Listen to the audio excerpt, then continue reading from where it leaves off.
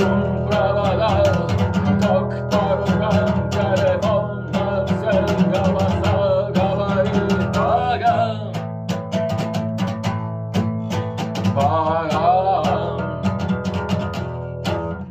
И пальто на гвозде, шарф в рукаве, и перчатки в карманах шепчут подожди до утра. До утра. Но стройный стук зовет в дорогу. Может сердце, может стук в дверь. И когда я обернусь на пороге, я скажу одно лишь слово: верь.